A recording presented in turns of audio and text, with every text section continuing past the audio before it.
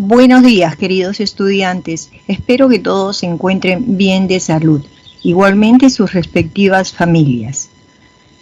Bien, entonces nos toca trabajar la semana 13.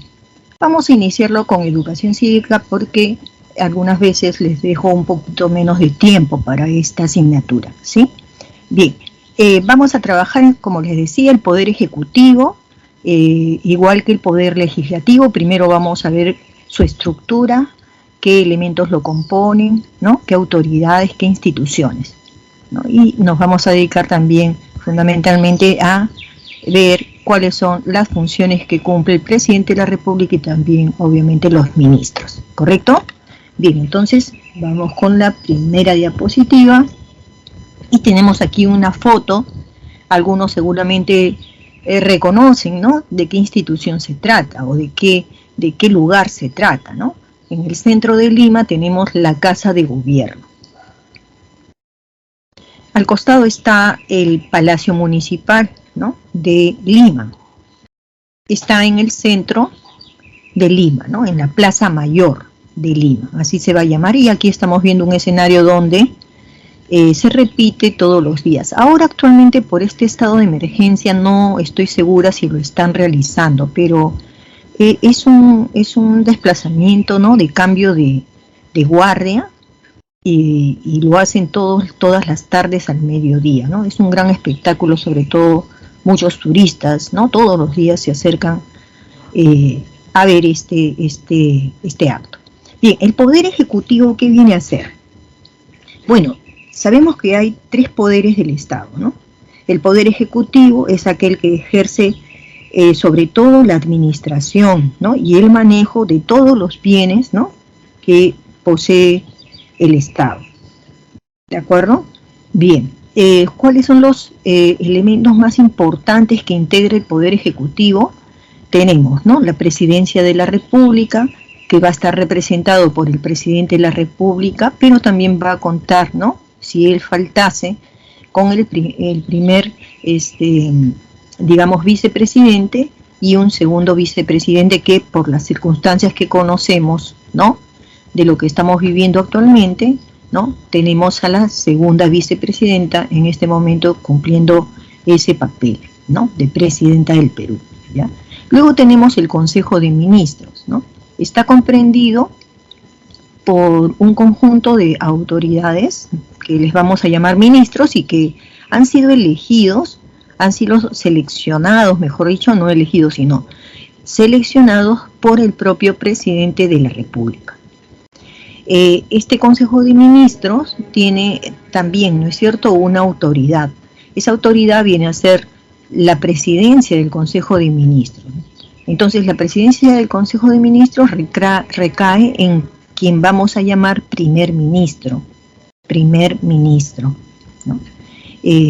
Este primer ministro vamos a ver que va a ser elegido, ¿no?, en un Consejo de Ministros, donde va a estar presente también el presidente de la República.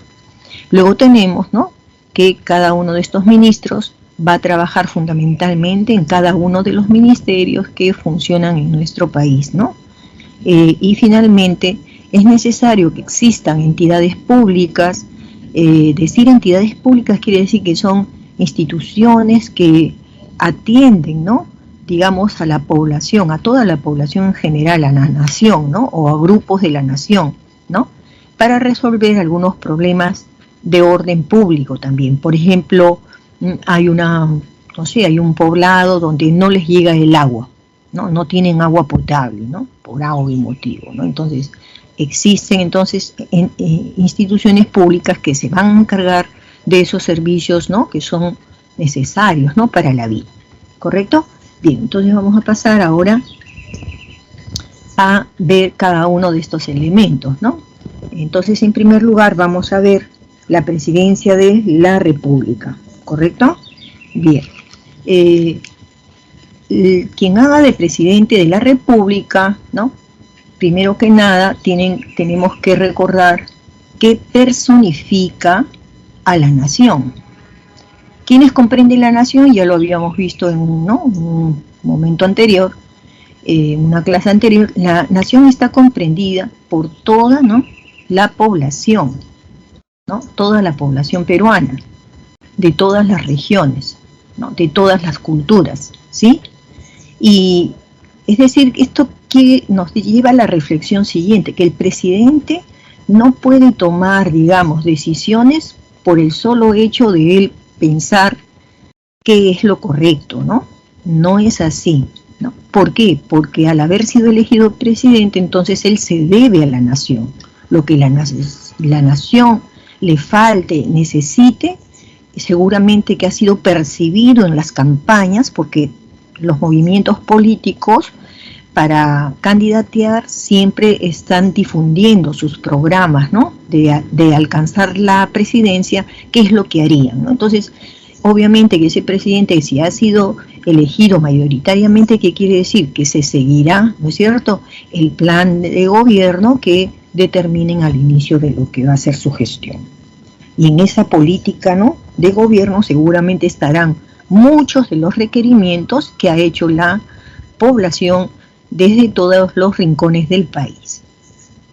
Bien, entonces, como presidente, ¿no?, personifica a la nación, ¿no?, dirige y aprueba la política general, ¿no?, que estaría en ese plan de gobierno, ¿no es cierto?, en su calidad de jefe del Poder Ejecutivo. Bien, entonces lo que estamos viendo es que el presidente o presidenta, ¿no?, además de representar a la nación, ¿no?, sobre todo está detrás de que se cumplan, ¿no?, los intereses, ¿no?, digamos, de la nación, ¿no? Es por allí. Pero también el presidente no solamente es jefe del Poder Ejecutivo y así se encarga de su preocupación, que es la nación, sino que también el presidente es jefe de Estado, ¿no? Acá dice jefe del Poder Ejecutivo y aquí dice jefe de Estado, ¿no? Entonces, el Estado es cierto que está comprendido también por la nación, está comprendido por el territorio, ¿no? Pero cuando se habla de la calidad del presidente como jefe de Estado, nos estamos refiriendo a que se pone, o sea, el presidente se pone como jefe máximo de las fuerzas, ¿no?, que tiene el país. ¿Qué fuerzas tenemos? Tenemos, por un lado, las Fuerzas Armadas. Estas Fuerzas Armadas están comprendidas, ¿no?, por el Ejército, la Marina, ¿no?, la Marina de guerra, ¿no?, no es la Marina mercante, sino la de guerra. Y también aquí comprende, ¿no?, también la aviación, ¿no? La aviación, no la aviación de los aviones, ¿no?, estos privados, sino la aviación, digamos, militar, ¿ya? Militar. Entonces, esas son las Fuerzas Armadas. Y el jefe de todas estas entidades, el jefe mayor del ejército es el presidente. De la Marina, de las Fuerzas, ¿no?, Marinas, es también el presidente. Y también de las Fuerzas Aéreas, también lo es el presidente. No es un militar, ¿ya?, sino lo es el presidente, el jefe máximo, ¿ya? Y entonces, de la misma manera, cuando nosotros hablamos de la Policía Nacional, ¿no?, también el jefe máximo de la Policía Nacional, ¿quién lo es? El presidente de la República. No se olviden entonces que el Perú pues tiene un sistema, ¿no?, presidencial, ¿no?, que es digamos, que está al margen de, digamos, orientaciones religiosas, por ejemplo, ¿no?, como otros países, ¿no?, donde los gobiernos son gobiernos poderosos y defienden sobre todo sus ideas, ¿no?, religiosas, ¿no? No, en este caso es un civil, ¿no? El presidente o presidenta es una persona civil, ¿no? No es parte de ninguna fuerzas, digamos, armadas ni policiales, ¿ya? Bien, entonces tienen claro, ¿no?, cuando estamos hablando de las funciones del presidente como, digamos, jefe de Estado o como jefe, ¿no?, o como jefe del Poder Ejecutivo, ¿no? el Ejecutivo o como jefe de Estado, ¿ya?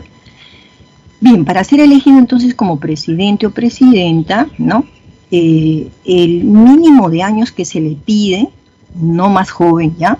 Tiene que ser de 35 años, ¿ya? O sea, a partir de 35 años, ¿no? 35, 38, 40, 50 años, uno puede ser candidato para la presidencia de la República. Y también se le pide que esté expedito para, ¿no? Gozar, mejor dicho, del derecho de sufragio, ¿no? Ya antes, me parece, con ustedes hemos atendido que hay algunas veces autoridades que en su gestión cometieron actos dolosos, ¿no? O actos de corrupción. Si sus actos fueron a un juicio, ¿no? Digamos en el área del Poder Judicial, y a esta persona la declaran efectivamente corrupta y le agregan, ¿no? Usted no puede postular hasta después de 20 años. ¿Qué quiere decir? De repente le dicen, ¿no? Usted no puede sufragar.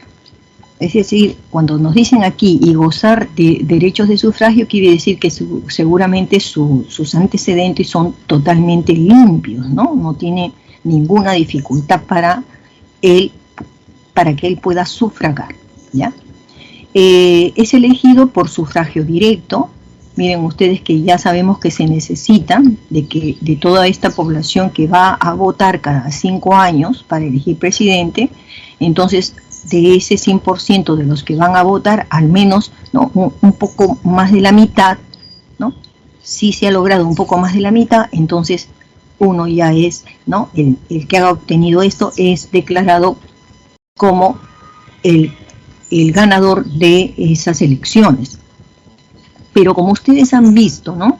En las últimas elecciones, ya desde hace varios años, lo que estamos observando es una mayor concurrencia de movimientos políticos o partidos políticos que tienen candidatos a la presidencia. Entonces, cuando van a sufragar y cuando ya se dan los resultados, muchas veces aparece de que ningún candidato tuvo el 50% de los votos aprobados más uno siquiera, ¿no? No, ahí no lo consiguió. Entonces, cuando no se consigue esto en la primera vuelta, no se consigue ganar o no se consigue, ¿no? Ver que un partido ha obtenido, ¿no? todo ese apoyo, entonces se va a una segunda vuelta, ¿no? Ya en la segunda vuelta o segunda elección, ahí ya no cuenta si llegamos al 50% de los votos, ¿no? De los candidatos, ¿no? O sea, allí el que gane por un voto más al otro, gana. ¿Me entienden? O sea, baste con que, ¿no? Ya esta vez compiten solamente los dos partidos, ¿no? O movimientos que han tenido la mayor votación, y entre ellos dos se retan, ¿no? Y cualquiera de los dos que supere al otro por un voto, ese gana. Así son las cosas, ¿ya? Entonces no olvidemos que el mandato del presidente está por 5 años y, atención, no puede ser reelegido inmediatamente. Es decir, debería de esperar más años, ¿no? Sí, ya nosotros tenemos en nuestra historia del Perú eventos en los cuales hay presidentes pues que han gobernado un oncenio, Leguía, ¿no? Un ochenio, Odría, un docenio, la Junta Militar de Gobierno de Juan Velasco Alvarado, y Fujimori. Me parece que llegó a 11 años, ¿no? Ya estaba en el tercer gobierno, pero era el inicio del tercer gobierno y ahí nomás ya, ya conocemos un poco los sucesos que ocasionaron que el expresidente Fujimori quedara en Japón, ¿no? Bueno, vacancias del presidente, de esto se ha hablado mucho en estas semanas, ¿no? Bueno, para eso nos vamos a referir a lo que dice la Constitución Política del Perú en el artículo 113, en la que se puede, ¿no? Digamos, vacar al presidente, obvio que si es que fallece, ¿no? Muere, ¿no? También puede ser por incapacidad moral o física. En estos dos elementos, moral o física, bien clarito está lo físico, ¿no? Es decir, está incapacitado, ¿no? Para poder físicamente, no sé, pues caminar, no caminar quizás no, pero algo que lo incapacite, una enfermedad que lo deje postrado, ¿no? Y moral, esta parte es la que viene siendo debatida, ¿no? Porque finalmente, ¿qué cosa es lo moral? ¿Ya? Entonces, hay mucha discusión sobre esto, ¿ya? Hay que aclararlo. Por eso es que hay personas que justifican, ¿no?, que la constitución política del Perú, la actual, la que tenemos, necesita ser modificada en algunos aspectos, ¿no?, o aclarada, ¿no? Bien, si el presidente renuncia, ¿no? Esto también tiene una condición, ¿no? Digamos, el Fujimori renunció, ¿no?, o mandó una carta de renuncia, pero al final no se la aceptaron, ¿no?, sino más bien a él, ¿no?, se le va a acusar por una incapacidad, digamos, moral, ¿no? Entonces, la renuncia tiene que ser aceptada por el Congreso. En el caso de Fujimori no se le aceptó, ¿no? O sea, se le quiso dar a la nación la idea de que lo que había hecho Fujimori era incorrecto, ¿no? Y renunciar no aparecía como que era una cosa voluntaria de él, ¿no? Bien, pero bueno, eso merece de verdad varias interpretaciones. Bueno, salir del país sin haber pedido permiso al Congreso, ¿no? Y encima de no haber pedido permiso, digamos, también puede ser, pidió permiso pero no regresó. O sea, por las dos cosas, porque saliste de permiso o porque no regresaste, inmediatamente se aplica la vacancia del presidente, ¿ya? Luego tenemos por destitución, ¿no? Es decir, si atendiendo a la Constitución, ¿no?, el Congreso destituye, ¿no es cierto?, al presidente de la República, ¿no? ¿Por qué sería? Porque seguramente cometió algún tipo, digamos, de acto ilícito y por lo tanto va a ser sancionado, ¿no es cierto? Bien, pero para mayor, digamos, aclaración de este punto, podemos nosotros acudir al artículo 117 de la Constitución, que la tenemos justamente en este lugar, ¿ya? Puede ser por traición a la patria.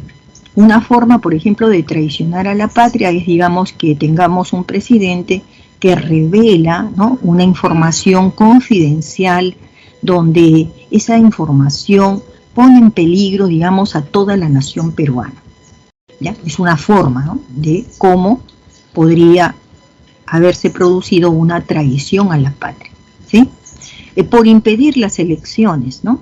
Si vean, un presidente, inclusive deben saber ustedes que un presidente, antes de terminar su periodo de gobierno, durante su gobierno tendría ya que plantearse, ¿no?, en qué fechas, en qué momento se va a dar, ¿no?, las nuevas elecciones, ¿ya?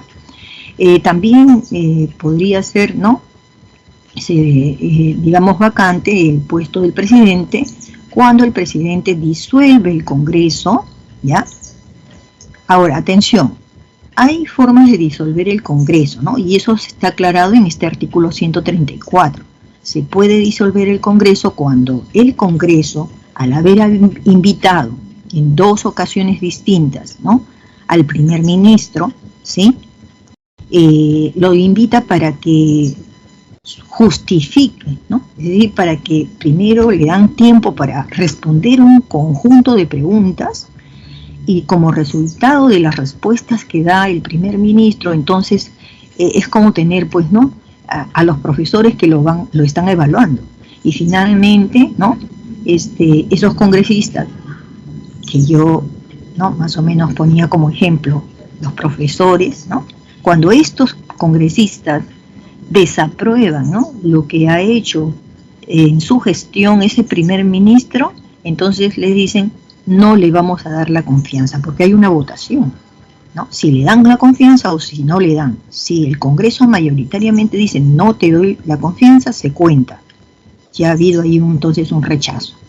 Si después, no sé, de 1 mes, 2 meses lo vuelven a llamar y hacen lo mismo con él, si nuevamente el Congreso desaprueba, ¿no?, a ese Consejo de Ministros, entonces, en ese momento, el presidente de la República sí puede aplicar la disolución del Congreso, solamente en estos casos. Por eso es que aquí en esta parte donde dice disolver el Congreso, dice salvo, ¿no? Salvo que se trate de casos que sí están previstos en el artículo 134. ¿Cuál es eso?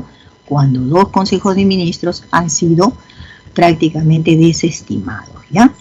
Ahora, también se aplica la vacancia porque, digamos, el presidente de la República impide, ¿no?, que funcione el Jurado Nacional de Elecciones. Si ya les estoy diciendo que durante el gobierno de un presidente tiene que fijar la fecha de las próximas elecciones, entonces, así como tiene que fijar obligatoriamente la fecha de las elecciones, si impide el funcionamiento del Jurado Nacional de Elecciones, también sería, ¿no es cierto?, motivo de vacancia.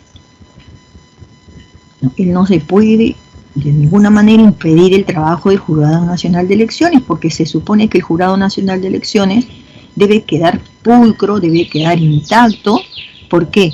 Porque tiene que ser una institución imparcial la que conduzca, ¿no es cierto?, todo el proceso de elecciones, que no vaya direccionado a un determinado partido político.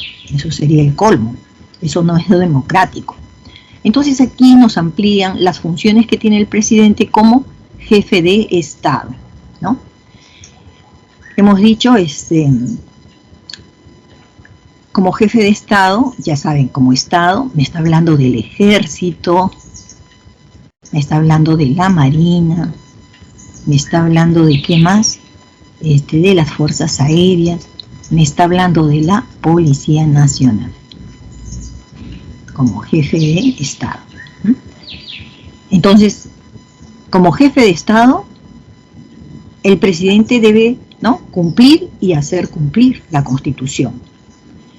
El presidente representa al Estado dentro del país y fuera también del país. Es decir, cuando viaja y ya le han dado permiso el Congreso para viajar, su comportamiento y su discurso tiene que ser conforme sea la línea, ¿no es cierto?, la línea política que tiene el Estado, ¿no? Tiene una política internacional, tiene una política nacional. Entonces no puede contravenir esas políticas, ¿sí?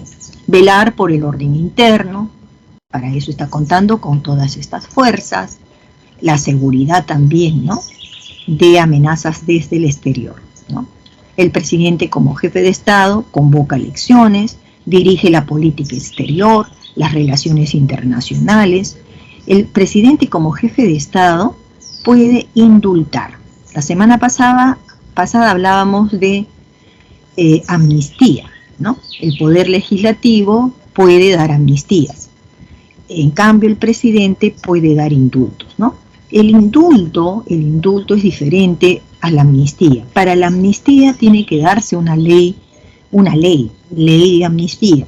Y en esa ley de amnistía van a darse, digamos, la libertad, decíamos en las clases anteriores, le da la libertad a aquella persona que, habiendo cometido algún tipo de manifestación de repente política contra un gobierno, ¿no?, autoritario, generalmente vemos de que son capturados, los envían a la prisión, a la cárcel, y ahí se quedan por un tiempo.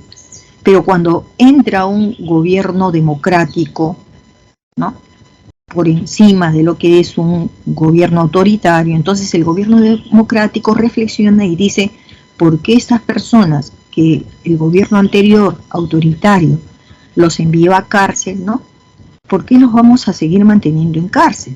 Ya que ellos lucharon por un gobierno democrático. Entonces, en la amnistía, estoy hablando de la amnistía, poder legislativo, entonces se puede dar en libertad, ¿no?, por asuntos de índole político a esas personas. En el caso del indulto es otra cosa. En el indulto, por ejemplo, a diferencia de la amnistía, no se pierde, en el caso del indulto, de todas maneras, en el indulto hay antecedentes, ¿no? Esa persona fue a la cárcel porque, no sé, robó. Hay antecedentes, ¿correcto? para la amnistía no se le pidieron antecedentes, ¿no?, a estas personas, porque ya se sabía de que su problema era por haber intervenido contra un Estado usurpador. Pero aquí no, en el indulto es un preso que robó, que mató, que fue corrupto, no sé, ¿ya? Entonces, ¿por qué entonces no a no se le borran los antecedentes? Porque ellos cometieron verdaderamente delitos y ahí van a quedar anotados. Entonces, ¿cómo ellos logran el indulto? Bueno, logran el indulto porque esta persona, vamos a suponer en cárcel, ¿qué sucedió? En cárcel, fíjense ustedes, él tenía solamente primaria, aquí estudió la secundaria, y no solo la secundaria, sino también una actividad técnica. Digamos, hace carteras, hace zapatos, porque dentro de cárceles también hay estos programas, ¿no?, que siguen, que persiguen más bien que la persona pues cambie, ¿no? Entonces hizo eso, se portó bien, su conducta fue intachable, no peleó nunca con nadie, ¿no? No hizo mayores problemas, era obediente, nunca se le encontró con nada, ¿sí? Entonces, con estas conductas que nos están demostrando que esta persona, ¿no?, prácticamente puede insertarse nuevamente ante la sociedad, entonces el gobierno, el jefe de Estado, el presidente de la República, lo que hace es darles el indulto, ¿correcto? No se olviden que los antecedentes no se borran. Bueno, ustedes ya estarán pensando, pero profesora, entonces si el indultado va a salir a la sociedad, no va a conseguir trabajo, ¿no? ¿Por qué? Porque le van a pedir sus antecedentes. Bueno, les cuento algo, que con los antecedentes le van a entregar a él un documento, le van a entregar seguramente una resolución, ¿no?, donde diga, esta persona fue indultada, ¿por qué? Por haber, ¿no?, tenido un buen comportamiento, el haber trabajado, él se ha superado, ¿no?, él anímicamente y psicológicamente ya lo hemos evaluado y está bien, ¿no? Es como tener una carta de recomendaciones, ¿ya? Es a la par. Todo no puede ser maravilloso tampoco, han quedado antecedentes, ¿no? Ya. Pero siempre hay gente, ¿no?, que puede comprender la situación del otro, ¿no? Y hay que darle la oportunidad a las personas también de cambiar, ¿no? ¿Por qué íbamos a dudar, ¿no?, en primer lugar? Bueno, entonces, conmutar pena, ¿qué quiere decir? Conmutar es cambiar, ¿no? Es como conmutar figuritas para un álbum, ¿no? ¿Cómo es? Ajá, te cambio tu figurita por mi figurita. Entonces, en este caso, conmutar es, si estabas, ¿no?, si tu sentencia era de 20 años, ¿no?, entonces, por el comportamiento bueno que tienes dentro de cárcel, ya no vas a salir dentro de 20 años, ¿no? Ya vas a salir entonces cuando cumplas 10 años de cárcel, ¿no? Y eso se dice no al comienzo, sino después que pasan algunos años y se ve el comportamiento de la persona que estaba presa, ¿no? Bien, también funciones del presidente es cumplir y hacer cumplir las sentencias, ¿no?, y resoluciones judiciales que se manden, ¿no? Funciones que tiene el presidente de la República como jefe del Poder Ejecutivo, ¿no?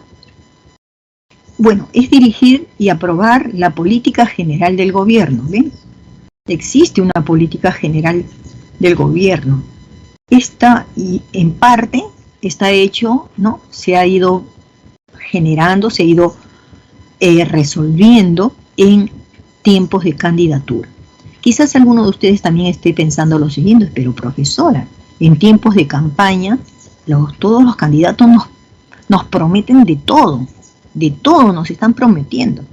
Efectivamente, por eso, ¿no?, nosotros como ciudadanos, conociendo estas malas conductas de algunos, no de todos, entonces exigimos que cuando ellos presenten sus programas, lo hagan con fundamentos, ¿no? Esa es la diferencia, en que porque a mucha gente le prometen muchas cosas, ¿no? Pero la gente no pregunta, ya, ¿y cómo lo vas a hacer? Ya, porque me estás prometiendo eso, pero yo lo dudo. ¿Cómo lo vas a conseguir, no? Es decir, fundamentar las promesas si tienen estudios técnicos, científicos, de los proyectos que están presentando. Eso es lo que nosotros tendríamos que exigir, ¿ya? Es como en el colegio también, siempre les hablo del colegio porque yo soy profesora, ¿no? No de colegio, pero lo he sido y ahora soy profesora en la universidad, ¿no? Desde hace buen tiempo. Pero miren, es como los maestros, ¿no? Antiguamente, ¿qué hacían? Uno había que aprenderse de memoria las cosas y los profesores calificaban tu buena memoria. Pero hoy en día no es así. Nosotros queremos que tú sepas, pero que además me digas por qué esa es por qué eso es que me estás diciendo es verdad. ¿En qué te basas? ¿No?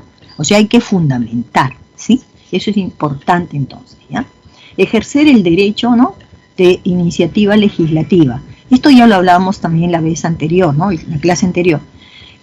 Todas estas autoridades, toda autoridad, no solamente el ministro, el presidente, vicepresidentes, el director general de la dirección, digamos, regional de salud de Huánuco, ¿sí? Los rectores, nosotros los ciudadanos, ustedes, si tienen 18 o más de 18, se nos puede a nosotros ocurrir un proyecto de ley o una idea que sea importante que derive después en una ley, ¿no? Tener iniciativas, lo tenemos los ciudadanos y también obviamente con mayor razón las autoridades, ¿ya? Observar o promulgar las leyes aprobadas en el Congreso. Sí, eso lo decíamos también la vez pasada, ¿no? El presidente de la República lee, ¿no?, un proyecto que ha enviado, una ley que ha enviado el Congreso, ¿no?, un proyecto de ley.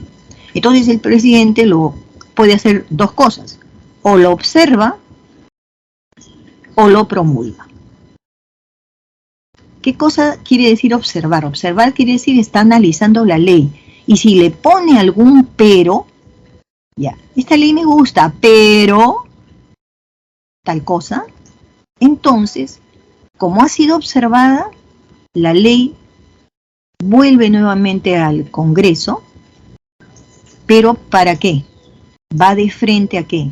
El presidente del Congreso, ¿para qué va a hacer con esto? Lo va a promulgar. Es decir, es como darle una chance, ¿no?, al presidente. Ya el Congreso ha hecho la ley, presidente toma la ley. Ajá, el presidente dice, ay, sí, todo está muy bonito, pero ya. Cuando dijo pero, quiere decir que prácticamente le ha devuelto, ¿no?, la ley al Congreso. Y el Congreso, su presidente del Congreso, lo va a aprobar, probablemente, ¿no?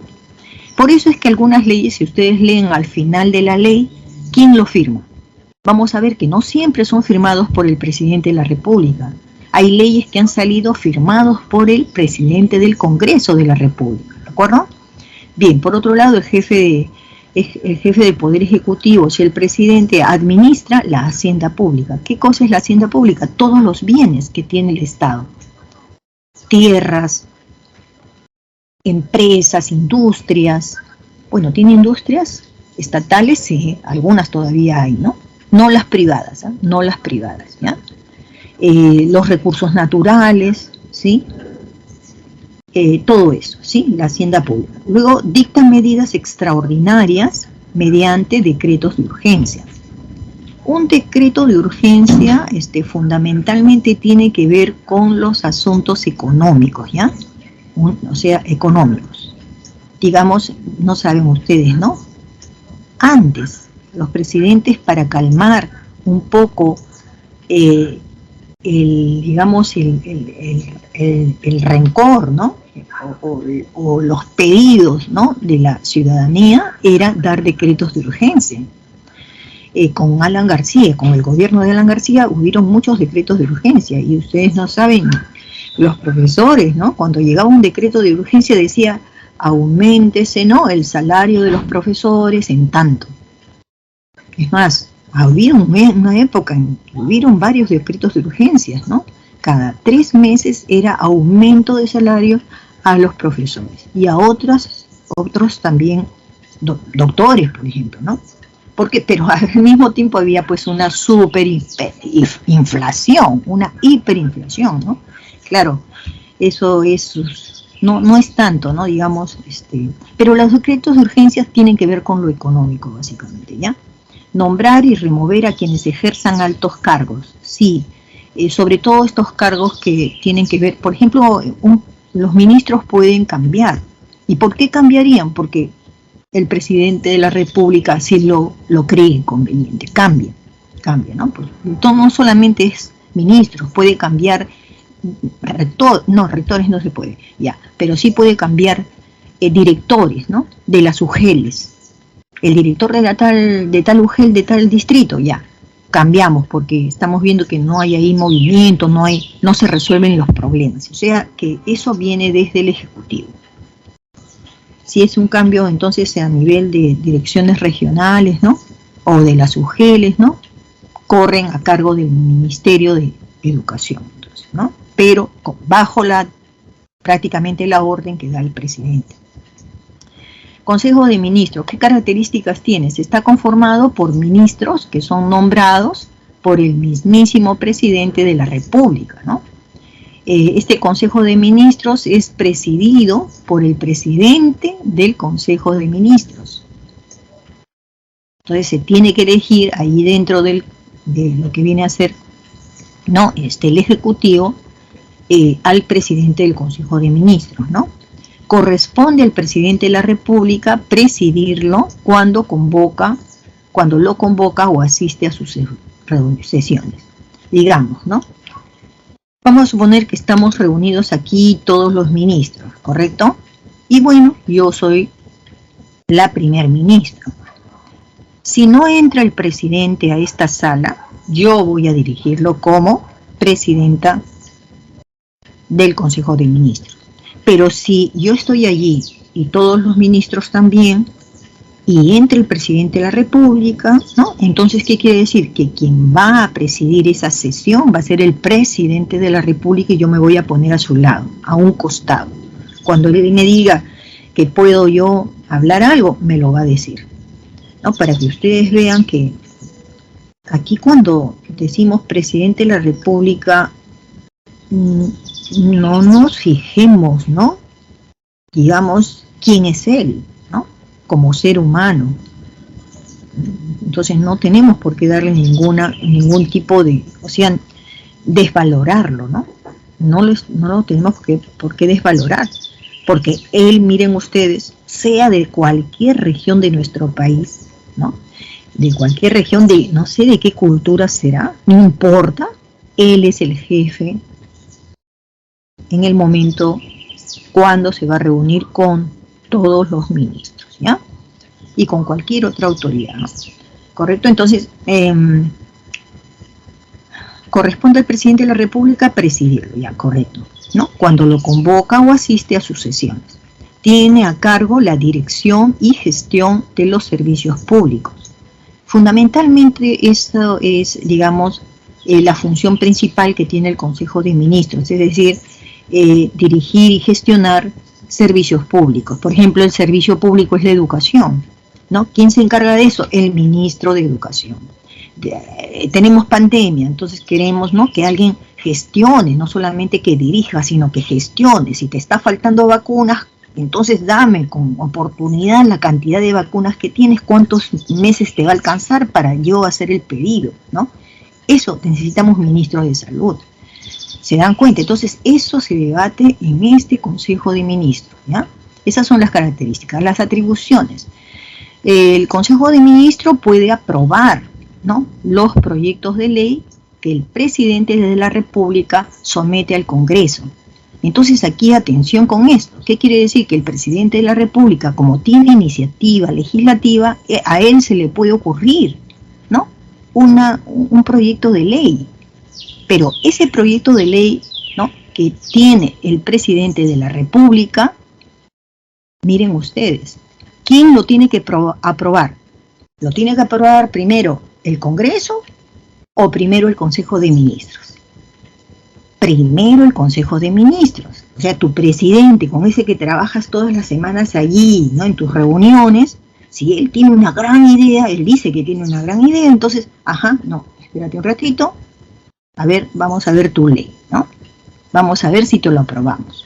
Si todo el Consejo aprueba esta ocurrencia que tiene el presidente, entonces está en su derecho. Recién cuando es aprobado el proyecto con el Consejo, recién ya se envía esto a el Congreso, ¿sí? Porque el Congreso es el que hace las leyes, ¿no? Aprobar los decretos legislativos y los decretos de urgencia. Ya hemos hablado de los decretos de urgencia, ¿no?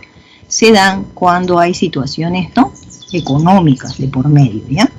En el caso de los decretos legislativos, lo vemos más tardecito, está en otra diapositiva, es importantísimo esto, pero ya les adelanto, ¿no?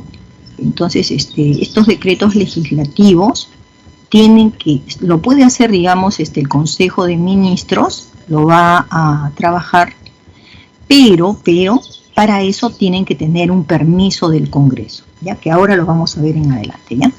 Adoptar decisiones sobre asuntos de interés público. Sí, todo tipo de interés público es necesario que cada ministro, ¿no?, sepa que está viendo a nivel de la sociedad, digamos, discusiones respecto a algo que es importante para todo el país, ¿no? Por ejemplo, ahora, estas tomas, todas estas movilizaciones. Y este es un tema que preocupa ¿a quién? ¿Al ministro del Interior nada más? No, porque la educación también se está paralizando en algunos sitios, ¿no? Se paraliza. Entonces empieza a ser, han vuelto nuevamente las clases virtuales por estos movimientos. En otros lados no, ¿sí? Entonces, ¿para qué? Para adoptar decisiones, ¿no? Tomar decisiones. Ahora hablemos del presidente del Consejo de Ministros, ¿ya? Bueno, la presidencia del Consejo de Ministros, ya vimos la diapositiva, ¿no? Es responsable de la coordinación de las políticas nacionales, coordinar, eso es importante, ¿no? A nivel nacional, a nivel de cada región o a nivel de cada provincia o distrito, ¿no? Coordina las relaciones con los demás poderes del Estado. A mí me interesa mucho esta palabra, este verbo, coordinar, coordinar y coordinar. Coordinar es relacionarte con el otro y conversar. Y como es coordinación es de dos, ¿no? De dos. Por ejemplo, actualmente, ¿qué se necesita? Coordinar. Por ejemplo, ¿qué se está coordinando? Yo lo que noto mucho es que se coordina, ¿no es cierto?, la voluntad de la Presidenta de la República, ¿con quién? Con las fuerzas de la Policía Nacional y también con el Ejército. Mucha coordinación. Pero tenemos que ver también hacia otro lado, ¿no? ¿Con quién hay que coordinar? Hay que coordinar con la propia población, ¿no? Porque la coordinación implica diálogo. Entonces, si hay problemas, dialogamos.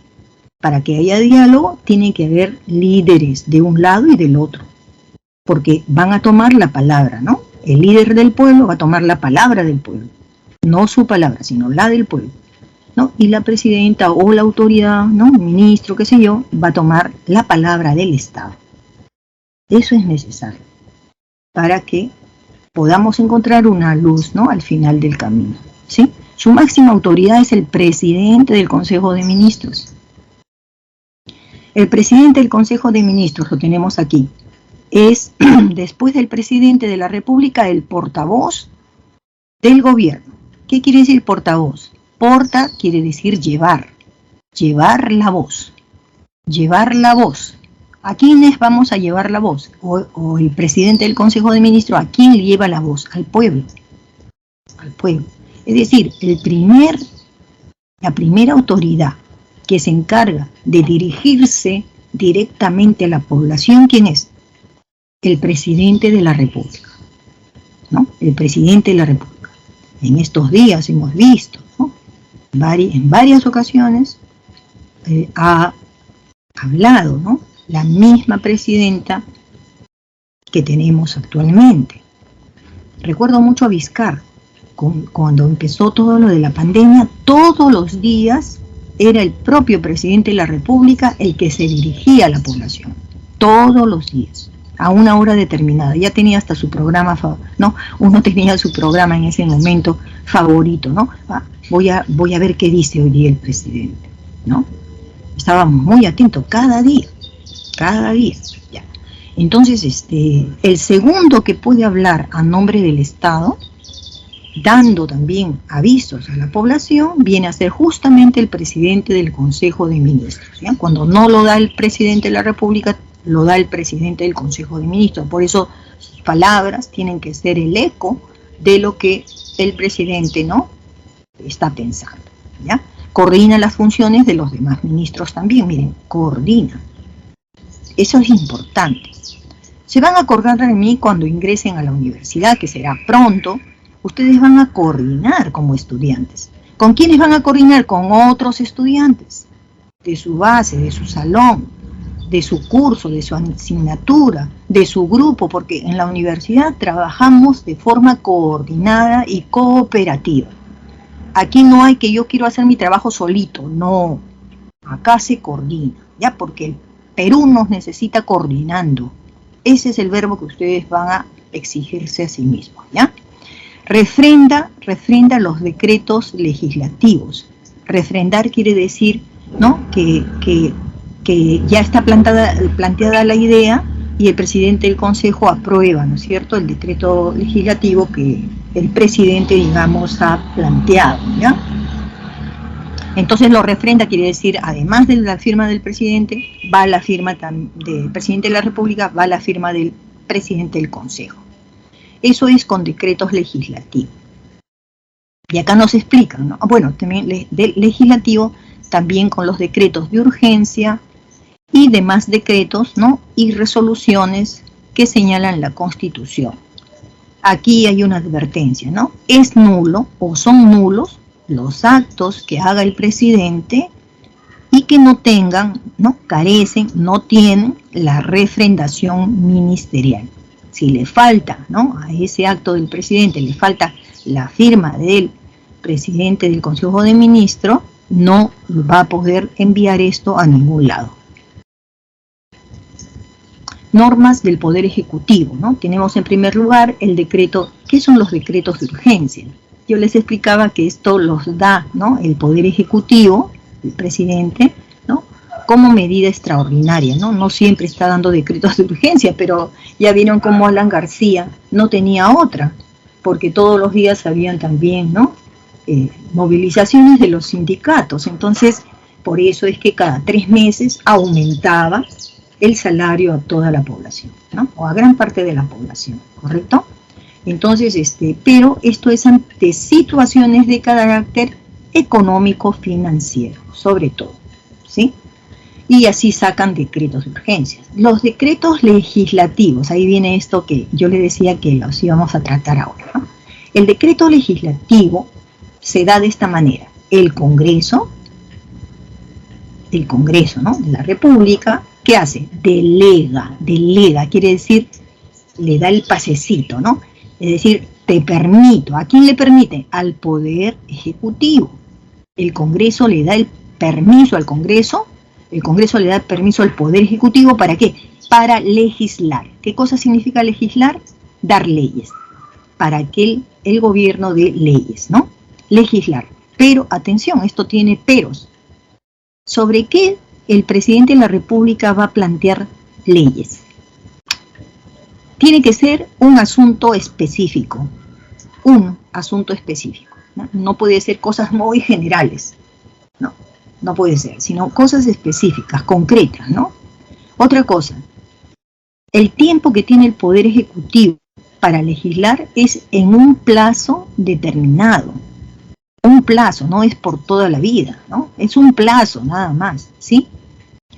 Y otra cosa que también pone en condicionamiento, ¿no? Que no pueden delegarse, o sea, el presidente de la República no puede, ¿no?, digamos, plantear leyes de materias relativas ¿a qué? A la reforma de la Constitución. Otra, a la aprobación de tratados internacionales. No puede. O a leyes orgánicas. Una ley orgánica, por ejemplo, ¿no?, podría ser, ¿no? Ustedes saben que todos los ministerios tienen leyes orgánicas, ¿no? Por ejemplo, una ley orgánica es Ley orgánica del Ministerio de Educación, ley orgánica del Ministerio de Trabajo, ley orgánica del Ministerio de Salud. Son leyes orgánicas. Si se quiere plantear alguna modificación de estas instituciones que son sistemas porque funcionan a nivel nacional, no se puede, ¿ya? Tampoco meterse con el tema de la ley del presupuesto, ni tampoco con asuntos que tengan que ver con la cuenta general de la República, ¿no? Esa cuenta viene a ser todo ese tesoro con el cual cuenta, digamos, el Estado. Decretos supremos son normas, ¿no? Pero que tienen un carácter general. Mediante esas normas se reglamentan, ¿no?, algunas leyes o se regulan algunas actividades, ¿no?, de cualquiera de los sectores ministeriales, ¿no?, que funcionan a nivel nacional, ¿no? Se puede requerir o no el voto aprobatorio de todo el Consejo de Ministros. Como ven ustedes, no necesariamente se exige que todo el Consejo de Ministros lo apruebe, ¿no? Porque acá dice, pueden requerir o no el voto aprobatorio. Eso será entonces según los disponga la ley, ¿no? Esto tienen la rúbrica, o sea, tienen la firma de ¿quién?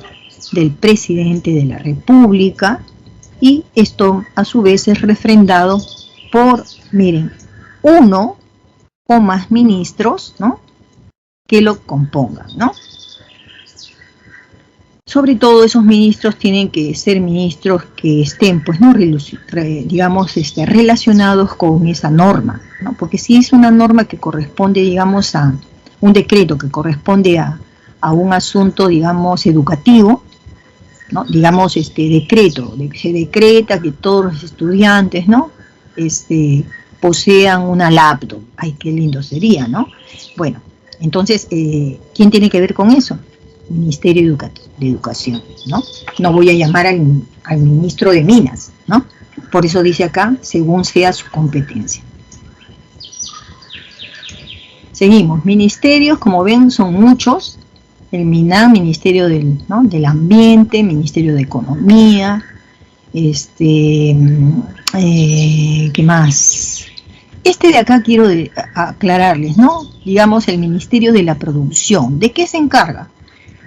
Se encarga de todo lo que es el desarrollo industrial, sobre la industria, y también tiene que ver con la pesca, la actividad pesquera. No se olviden, ¿ya? Porque antes se llamaba Ministerio de la Industria, ahora solamente se dice, ¿no?, Ministerio de la Producción, pero eso así nomás, quizás ustedes puedan equivocarse. ¿Producción de qué? ¿De papas? No, no, es producción industrial y la producción pesquera. Acá tenemos el MIDIS, es el Ministerio del Desarrollo e Inclusión Social, ¿no? Su nombre mismo lo está señalando. Por ejemplo, Ministerio del Desarrollo, porque lo que hace este ministerio es estar atento, ¿no?, a todas aquellas poblaciones que tienen menos recursos en todo el país, porque es deber del Estado promover allí el desarrollo, ¿no? No puede haber una sociedad, una comunidad que quede aislada, ¿no?, del resto de todo lo que es, digamos, el conjunto de la población peruana, ¿ya? MIDIS, así se llama. Luego tenemos el Ministerio de la Mujer, ¿no? Aquí, Ministerio de la Mujer, estoy señalando solamente aquellos ministerios que son relativamente jóvenes, ¿no? No tienen muchos años de haber sido fundados, ¿no? El Ministerio de la Mujer y Poblaciones Vulnerables. Bueno, aquí entran personas vulnerables, son todos aquellos que tienen, pues, algún tipo de discapacidad, ¿no? Bien, entonces, lo demás es muy sencillo de inducir a qué servicios, digamos, se refieren, ¿no? Luego, como les decíamos, también hay entidades, ¿no?, del Poder Ejecutivo, ¿no? Son entidades que están desconcentradas, quiere decir que puede haberlo en varios niveles, ¿no?, del territorio del Perú. Tienen personería jurídica y tienen competencias, como les decía, todo a nivel nacional. Estas instituciones están adscritas a algún tipo de ministerio o a la PCM, ¿no? a la presidencia del Consejo de Ministros. Algunos, por ejemplo, muy conocidos, ¿no? Si quiero yo, por ejemplo, hacer un tipo de investigación, ¿no? ¿A qué órgano público voy a ir constantemente a revisar? A las bibliotecas, pero hay bibliotecas privadas como hay bibliotecas también nacionales, ¿no? Entonces aquí tenemos la Biblioteca Nacional del Perú, tenemos la antigua, donde se puede también entrar, leer libros, investigaciones, queda en la avenida Bancay, y el otro que está en la Javier Prado, que es la moderna, ¿no? Cuando hay un temblor, ¿no? Un terremoto, inmediatamente ya nosotros, ya todos sabemos que por el WhatsApp rápidamente buscamos información al Instituto Geofísico del Perú, porque inmediatamente, ¿no? 1 minuto, 2, 3 minutos sale, ¿no? Inmediato, es muy eficiente en este caso al avisarnos, ¿no? Yo tengo que estar atenta, ¿no? Aquellos que vivimos muy cerca del mar estamos atentos a esto, porque si hubiese terremoto tengo que, sí, leer esto, porque me va a decir si hay amenazas de maremoto, ¿no? Así es. La Agencia de Promoción de la Inversión Privada, el OSINERGIN, ¿no? Que viene todo lo relacionado a la energía, ¿no? La energía, digamos, eléctrica, ¿no? Por ejemplo, si a mí, Enel o Edenor, ¿no? Tengo problemas con ellos, siempre cortan en toda mi cuadra la energía eléctrica, entonces, si esta empresa, que es la que directamente nos manda la energía, ¿no? No me atienden, entonces me voy ¿a dónde? A OSINERGIN. Esta, ¿ya? Ajá. A ver, por ejemplo, si me falta el agua, Sedapal, no sé, me está cobrando de más, por más que he reclamado a la misma Sedapal, no me hace caso. Entonces, ¿dónde voy? A la ANA, Autoridad Nacional del Agua. ¿Sí? Tenemos la SUNAT, ¿no? Que tiene que ver con la administración tributaria, los que todos pagamos, ¿eh? Ustedes van a ser profesionales, bueno, del sueldo que les van a dar como profesional hay una parte que se va a dirigir a la SUNAT, ¿no? Son los aportes que hacemos los ciudadanos para el Estado y para que se hagan obras, ¿sí? Y así tenemos una serie, el INDECOPI, ¿no? Esto es para la defensa y protección de la propiedad intelectual. CONCITEC, que tiene que ver con el desarrollo de las ciencias, la tecnología, etcétera, el Instituto Peruano del Deporte y otros. Bueno, esos son todos y vamos ahora al ejercicio, ¿ya? En el ejercicio, en educación cívica, tenemos la primera pregunta, ¿no? Nos dice que el presidente de la República es jefe de Estado y también, ¿no? Es jefe del Poder Ejecutivo.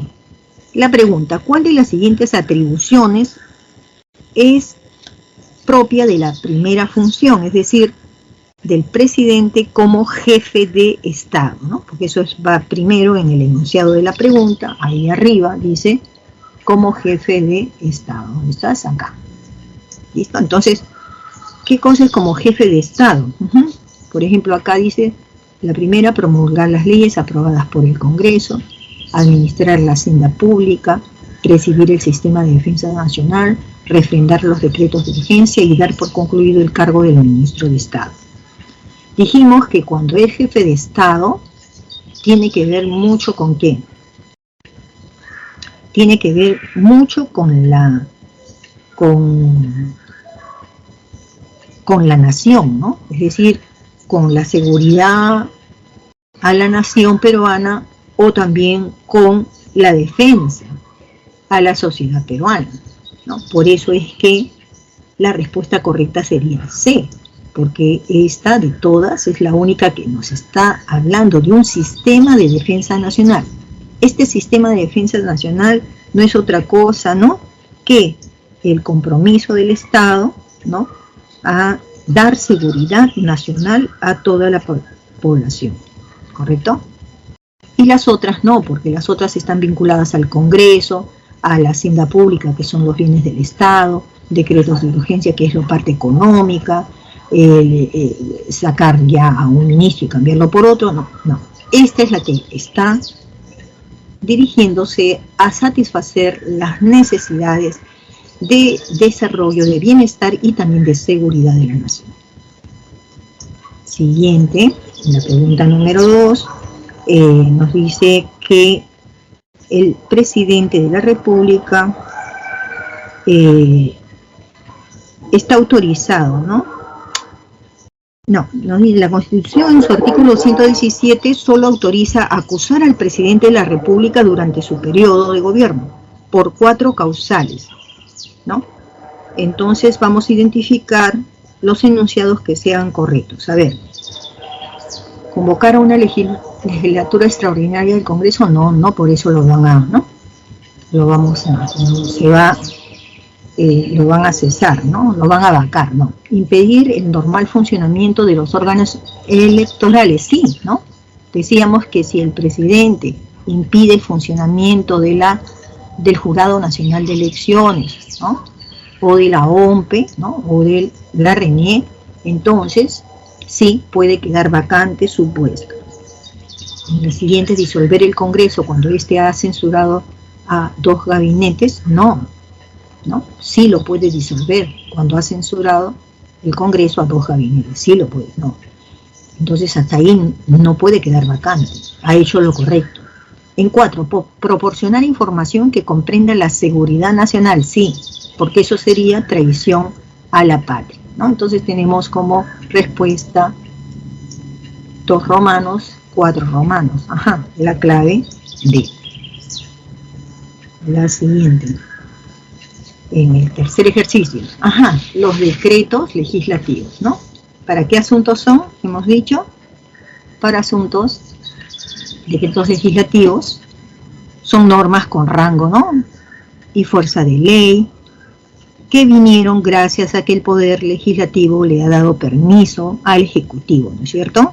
Bien, vamos a ver entonces, determina el valor de verdad o no de estos decretos legislativos, ¿no? Entonces vamos a ver.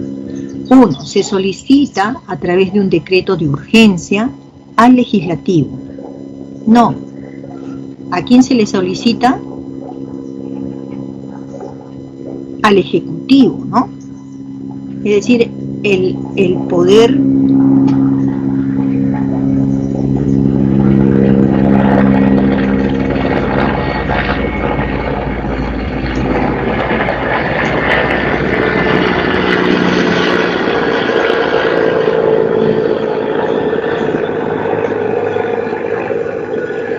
hemos dejado pasar a este helicóptero, estamos cerca del helipuerto, por eso es que es ese ruido, ¿ya? Entonces miren, en la primera se solicita a través de un decreto de urgencia, no es un decreto, ¿no?, de urgencia, los decretos legislativos, ¿no?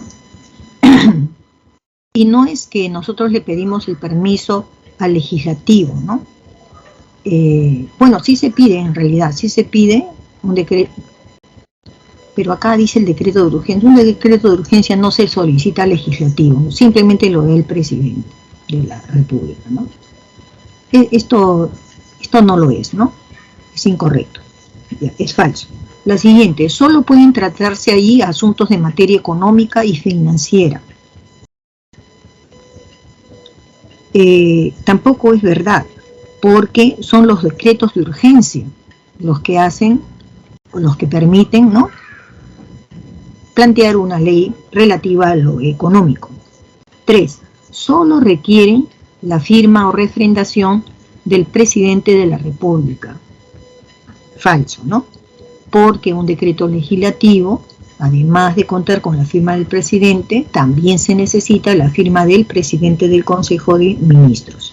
Así que nos queda la 4 como verdad, ¿no? Seguramente el Congreso efectivamente autoriza, ¿no?, al Ejecutivo, autoriza, ¿no?, y precisa el tiempo, ¿no?, en el cual ese Consejo de Ministros, ese presidente de la República puede, ¿no?, dar leyes, ¿ya? Entonces, lo único es verdad, lo último, así que nos quedamos con la primera, ¿no? Las 3 primeras es falso y V, ¿no?, la última nomás es verdad. Pregunta número 4. El gobierno actual viene implementando los llamados consejos de ministros descentralizados. Sí. Los mismos que se dan en diferentes regiones del país. Al respecto, es correcto afirmar que estas reuniones de trabajo, ¿qué cosa persiguen? ¿No? Persiguen esto. Tienen como finalidad atender a las demandas de la sociedad organizada, ¿sí? Entonces, las sociedades organizadas que están en todas las regiones, ¿no? Es en esos lugares, en diferentes regiones, donde acude el presidente de la República con el Consejo de Ministros y realiza en esos mismos escenarios todo su debate. Obviamente que en esos debates están planteándose mejoramientos, ¿no? Para todas las regiones, especialmente para la región que ellos están visitando en ese momento, ¿no? Qué interesante. Si esto se hiciera siempre, no tendríamos, ¿no? Personas quejándose, ¿no? Que lo hacen con justa razón, ustedes han visto, ¿no? No les está llegando, ahí cerquita nomás donde se produce el gas, ¿no? No les llega a los cusqueños, no llega, Madre de Dios. Camisea es el principal centro minero y está cerquísima de lo que es Madre de Dios, cerquísima, pues está en el Cusco mismo y no les llega. No es más barato el gas para ellos, ¿no? Que para nosotros, ¿no? Es tan caro para ellos como también para nosotros. Entonces, por ahí hay que hacerle justicia. Entonces, chicos, chicas, aquí está lo último y ahora sí voy a volar como no sé qué, un relámpago, como flash, a terminar geografía.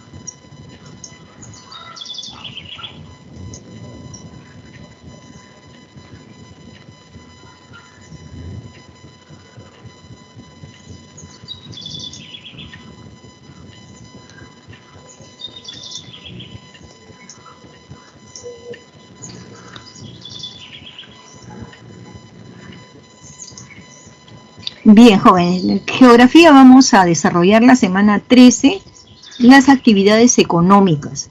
Vamos a comenzar por las actividades económicas primarias, ¿sí? Que encierran tanto actividades que son de orden, ¿no? Extractivo y también productivo. Bien, comenzaremos entonces por describir, ¿no? Las características que tiene la actividad agropecuaria, ¿no? Cuando decimos agropecuario nos estamos refiriendo tanto a lo que viene a ser la agricultura como también a lo que va a ser la crianza de animales, ¿ya? Ambos, ¿no? Ambos se relacionan. Estos datos que tenemos aquí proceden del censo, ¿no? Agropecuario, el último, el año 2012. Parece que hay otra en el 2016, ¿ah? Pero estas que tenemos aquí son las del 2012, ¿ya? Bien. Comencemos entonces por comparar, ¿no? El territorio nacional del Perú es de más de 1 millón, ¿no? De kilómetros cuadrados, más de 1 millón, ¿sí? De este millón de kilómetros cuadrados y algo más, ¿sí? La superficie agrícola, cuando decimos agrícola, agro, y ganadera, la superficie, o sea, son áreas del Perú, del territorio peruano, donde sí se puede sembrar, ¿no? sus semillas y donde los animales también pueden ir a pastar, ¿no? Pastar, es decir, pueden tomar alimentos que le da la naturaleza, ¿no? ¿De cuánto es? Kilómetros también, ¿ah? Cuadrados. 1 millón, más de 1 millón es el territorio nacional del Perú y de la superficie que puede ser cultivada o lugar para criar ganado, no es ni medio millón, ni siquiera medio millón, ¿no? ¿Cuánto es? Es 387.000 y un poco más de kilómetros cuadrados, es decir, no llega ni a medio millón, ¿correcto? En tanto por ciento es esto, solamente el 30% del territorio nacional, ¿no?, de nuestro país, solamente el 30% es para uso agropecuario. ¿Por qué será que tenemos tan poquito de la totalidad del 100%? 30% nomás tenemos para sembrar o para criar ganado. Solo el 30%. ¿Y qué pasó con el otro 70%? ¿Qué pasó con el otro 70%? Bueno, hay condiciones, ¿no?, climáticas, hay condiciones del suelo que lo van a impedir, ¿ya? Bien, entonces aquí veamos la superficie agrícola, ¿sí? Cuando decimos superficie agrícola, quiere decir son superficies que sí pueden, digamos, cultivarse, ¿no es cierto? Y tenemos entonces que aquí, entre 1961 y el año 2012, ha ido en aumento. ¿Por qué ha aumentado la superficie agrícola? Ha aumentado porque ha habido inversión. ¿Pero en todo lugar ha habido inversión? No. Fundamentalmente donde más capitales y más inversión existe es en la región costa. Y eso que la costa es desértica. ¿Pero qué ha sucedido? Se ha invertido, ¿no?, mucho dinero para hacer obras hidráulicas. Esas obras hidráulicas pueden ser canales de irrigación, pero principalmente son las represas de agua. Represas que lo que hacen en tiempos de lluvia es acumular y guardar en grandes, pero grandes piscinas, ya no les llamaremos piscinas, sino por eso es que se llaman reservorios de agua, ¿sí?, que transforman el paisaje en ciertos lugares de la costa, especialmente en la parte norte, ¿ya?, en la parte norte de nuestro país. ¿Ya? Entonces, como ven, es cierto que la superficie agrícola ha aumentado, pero no es por los factores climáticos, es fundamentalmente por inversión, ¿no?, económica, ¿sí?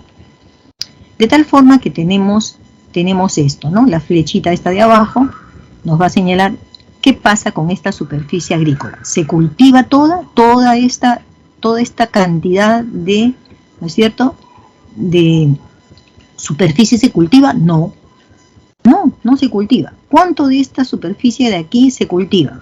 Aquí está, áreas de cultivo. El 58% solo de la superficie agrícola, porque no se olviden que recién acá a la derecha está la superficie que no es agrícola. Acá solamente estamos hablando de lo que sí lo es, ¿ya? Entonces, de esta superficie agrícola, solo el 58% se está trabajando, se está sembrando allí, ¿no?, semillas, ¿ya? Solo el 58%. Un 20% son tierras de barbecho. Quiere decir que las personas en este lugar no están sembrando. Lo que están haciendo es, están utilizando su chaquitalla o sus lampas y están removiendo la tierra. Remueven la tierra. Y no en la superficie nomás, ¿no? Tienen que excavar profundos para levantar la tierra del fondo, de que está más abajo hacia arriba. Revolotear esto, ¿ya? 20%. 11% son tierras de descanso. Esta es una técnica que empleamos desde tiempos preincaicos, es decir, ya produjo la tierra, el suelo ya produjo 2 veces, ¿no?, 3 veces, digamos, hemos tenido cosecha, entonces ya se la deja descansar. No se la toca, ahí se queda, descansando. ¿Por qué? Porque los nutrientes se van a reproducir, es decir, la tierra va a ir nuevamente llenándose de nutrientes orgánicos, ¿ok? Y luego tenemos las no trabajadas. Estas son tierras de superficie agrícola, pero en este momento no se están trabajando, esto es el 11%, ¿saben por qué? Digamos que ese suelo es un suelo un poco vulnerable. Digamos, si quiero trabajar ahí para abrir un campo de cultivo, corro el riesgo que se desmorone ciertas laderas de los cerros y que me vaya a matar. O sea, son sitios un poco peligrosos. O tienen es un buen terreno, pero tiene demasiados peñones, son rocas grandes, gigantescas. No lo voy a poder retirar yo sola. Tiene que haber capital ahí, tiene que haber una también preocupación del Estado para ayudar con maquinarias a despejar, ¿no?, estos espacios, ¿sí? Entonces esa es la situación, ¿no? No toda la superficie agrícola viene siendo trabajada. Superficies no agrícolas, vamos a ver, aumenta también. Me alegré cuando decíamos aumentamos la superficie agrícola, aumentamos, me alegra. Pero cuando a mí me dicen aumenta la superficie no agrícola, me preocupa, porque hay menos superficie, o sea, va a aumentar esta superficie no agrícola, ¿no? Y lo no agrícola nos desfavorece. ¿Por qué razón aumenta cada año suelos no agrícolas? Bueno, primero porque estos suelos, hay suelos que no sirven para sembrar, no son tan exitosos. Por ejemplo, en las punas, el 57% de las tierras, ¿no?, que tenemos, y estas se encuentran en la puna, poseen pastos naturales, posee licho, ¿no? En este suelo, si quiero cultivar, me va a salir una papita toda raquítica, ¿no?, chiquitita, ¿no? Un maíz era un maicito, ¿no? Entonces, estos lugares sirven, pero ya no para cultivar, podrían servir más bien para la crianza de camélidos andinos, porque los camélidos andinos, este es su alimento favorito, el licho, ¿ya?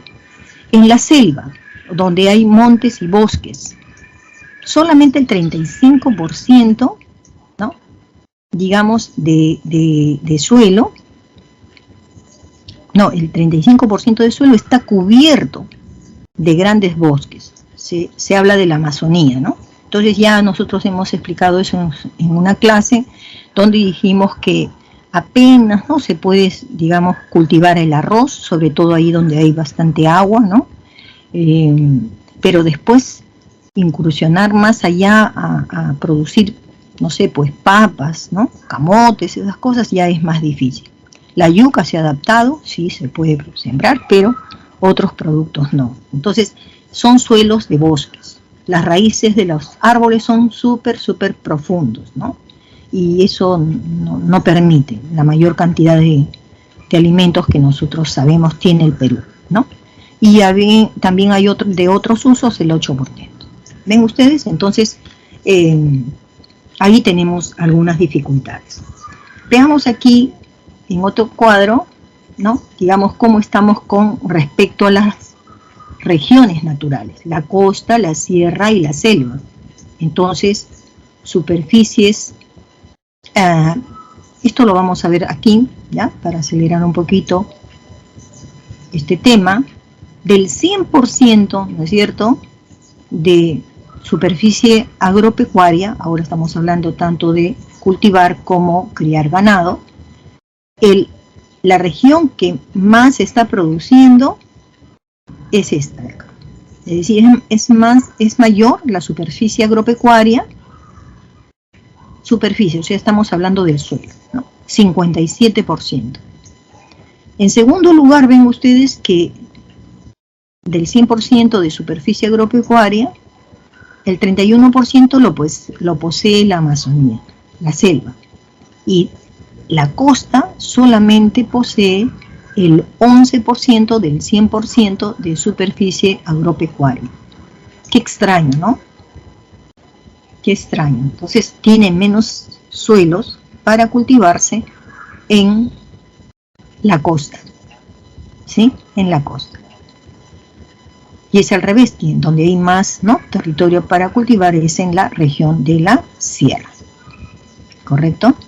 Superficie agrícola es en total solamente el 18.5% y no agrícola es el 81.5%. 81.5%. De igual manera, y en estas cifras absolutas también se nota, ¿no? En primer lugar, ¿no?, sería la región sierra, ¿no? En segundo lugar tendríamos la costa, ¿no? Y luego la selva. Bien. Ahora observen ustedes aquí, ¿no? Del total de la superficie agrícola, el mayor número de hectáreas se encuentran en la región andina. ¿Ustedes saben cuánto es una hectárea? Voy a hacer aquí un cuadradito, ¿ya? Miren, acá arriba. Una hectárea es como tener, ¿no? Un cuadrado de 100 metros por cada lado. O sea, 100 metros aquí, ¿ya? Y 100 metros aquí. Es como una cuadra, porque una cuadra acá en, ¿no? Lima son cuadrados de 100%. No en el centro de Lima, que a veces por ahí no hacen cuadras, ¿no? Pero una cuadra común en promedio tiene una hectárea de lado. Ahora eso, vamos a ver el tema de la cantidad, ¿no? Digamos, luego lo vamos a ver. Aquí vamos a ver los productos que se van a dar, principales cultivos, ¿no? Cultivos transitorios, ¿no? Son aquellos cuyo ciclo vegetativo por lo regular es menos de un año. O sea, sembrar, por ejemplo, maíz, trigo, cebada, arroz, papa o algodón, ¿no? Quiere decir que se va a sembrar y se va a cosechar. Vamos a suponer que entre sembrado y cosecha demoró 7 meses, ¿correcto? O puede haber durado 8 meses, o quizás sea todo el año. En todo el año una sola cosecha, ¿no? Podemos nosotros, digamos, bueno, no se llega al año, ¿no? Pero sí avanza varios meses, ¿ya? Es menor a un año. En el caso de los cultivos permanentes, estos son los transitorios, ¿no? Pero en el caso de los permanentes, acá, ¿sí? Son aquellos cuya estructura productiva comprende varias cosechas. Por ejemplo, el café, el cacao, la palta, vid, espárragos, mango, naranjo, chirimoyas, limón, papaya. ¿Qué quiere decir? Si comprende varias cosechas, ¿qué significa? Quiere decir que vas a sembrar varias veces al año. Por ese motivo, ¿no? Ustedes van a ver que tienen más oportunidades para tener más cosechas en esas mismas áreas.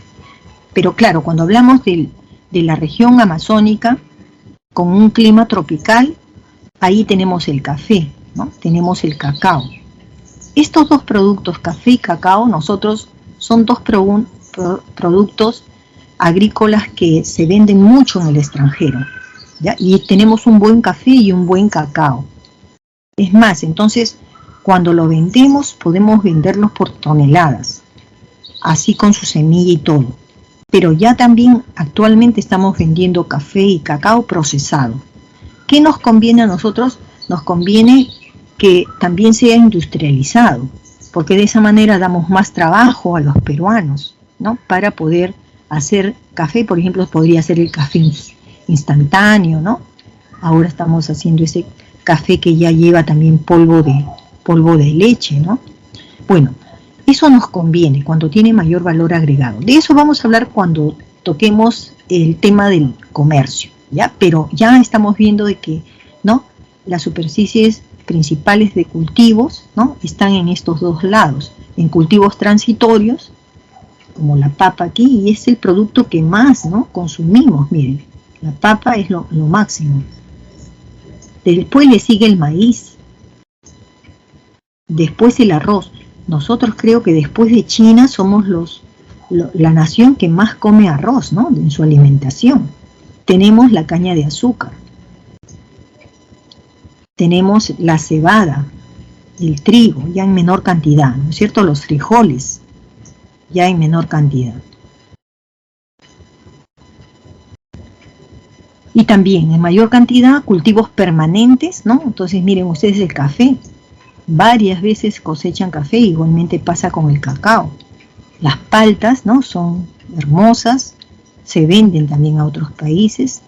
La vid, son las uvas, espárragos, mangos, naranjos, chirimoyas, limón, papaya. Estos son permanentes. Número de productores agropecuarios según sea la región natural. Los productores agropecuarios, ¿no? Los que se van a dedicar, ¿no?, a la agricultura como también a la ganadería. En la sierra, ¿cuántos trabajan en estas actividades? La gran mayoría, el 63, casi 64%. En la selva, el 20%. En la costa, el 15%, casi 16%. Entonces, mayoritariamente, hay más productores agropecuarios en la región andina. Sí, en estas movilizaciones, de lo que hemos observado, ¿no? Yo hace 2 días estaba muy cerca de mi casa, también he visto, ¿no?, directamente a comunidades. Les pregunté, me dijeron que eran del Cusco, unos de ellos eran del Cusco, otros de allí eran de Andahuaylas, y el otro me dijeron que era de Madre de Dios, sí. Y bueno, se les nota, ¿no?, en su piel, ¿no?, en su forma de vestir, ¿no?, en su manera de hablar, ¿no?, que procedían del interior del país, ¿no? No siempre de la ciudad misma. Yo he visto que puede ser gente que viene ya de los caseríos, de más allá de la capital de la provincia, y ellos se dedican a esto, a la agricultura, ¿sí? Entonces, a nivel departamental, donde especialmente se encuentran, miren ustedes, Cajamarca, Puno, gente que se ha venido movilizando, y Cusco. Entonces, estas movilizaciones tienen también, ¿no es cierto?, ya podemos identificar de qué lugares están llegando. Entonces, todo eso hay que irlo observando, no solamente una parte que es Lima, ¿no? No, Puno, Cusco, fundamentalmente están llegando, ¿sí? Y miren el número de unidades agropecuarias que se tiene. Miren ustedes aquí, ¿ya? Entonces, tenemos, por ejemplo, ¿no?, este es el total. Lo que está aquí es el total. Aquí están las regiones naturales. Aquí me dicen si la unidad agropecuaria va de 1 a 5 hectáreas. Es decir, esta cantidad de aquí, su terreno es de menos de 1 hectárea hasta 5 hectáreas. Es decir, lo máximo que tienen son 5 cuadras. En 5 cuadras trabaja, ¿ya? Acá sería 5 cuadras. ¿Cuántos? En la costa, ¿cuántos? 296.000. En la sierra, ¿cuántas? 1.230.000 hectáreas. Ahí está la mayoría. La mayoría de la población del Perú, ya me estoy dando cuenta que es hasta del Perú, ¿no?, tienen poquísimas hectáreas para cultivar. De 1 a 5 son pequeñas hectáreas, ¿ya? Ahora voy al extremo, ¿ya? Acá dice, de 50 hectáreas a más, de 50 hectáreas a más, o sea, son grandotas, ¿no? Vamos viendo, a ver, ¿quién tiene? La costa, 2.034 unidades agropecuarias. De la región sierra, 25.000. De la selva, 14.000. ¿Se dan cuenta? En los territorios, entonces, como estamos viendo, no conviene, ¿no es cierto?, que... Ahora, miren, me voy a ordenar, a ver, ¿cómo se los explico? Esta gente que está trabajando aquí, puede ser que todos no sean de la misma familia, sino que son representantes de varias comunidades. ¿Por qué? Porque en la región andina nosotros tenemos comunidades campesinas. El darle el nombre de comunidad, ¿qué quiere decir? Que cuando ellos siembran de manera comunitaria. Ahí no dice, estas papas que estoy sembrando, estas van a ser las mías, le voy a poner ahí un palito rojo. No. Todos van a repartirse el producto de la cosecha por igual. Entonces aquí hay varias familias. Y en esas varias familias, no es lo mismo, ¿no? Que una comunidad tenga 5 hectáreas, que otras comunidades tengan, pues, ¿no? Más de 50 hectáreas. ¿Se dan cuenta? Entonces, en nuestro país no conviene eso. ¿Por qué? Digamos, el banco, ¿a quién le prestaría? ¿Al que tiene pocas hectáreas o al que tiene más hectáreas? ¿A qué comunidad le va a dar los créditos? ¿Le va a prestar dinero? ¿Ah? Aquel que tenga más grandes hectáreas, porque es la garantía de que van a devolverle al banco lo prestado. En cambio, aquellos que son, ¿no?, más bien pequeños, ¿no?, agricultores, les es más difícil obtener estos préstamos, ¿no? Eso es entonces importante, esta reflexión que hacemos desde este cuadro estadístico. La agricultura en la costa.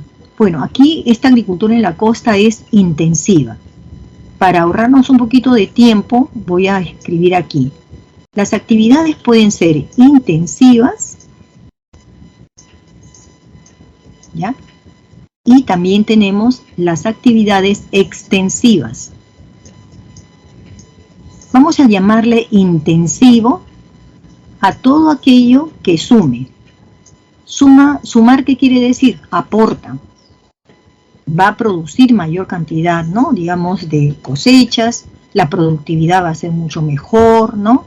Van a contar con préstamos, les es más fácil conseguir esos préstamos, van a hacer trabajos con el empleo de nuevas tecnologías, ¿no?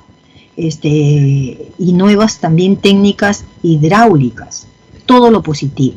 En cambio, cuando nosotros digamos, ahí se practica una agricultura, una ganadería extensiva, ¿qué quiere decir?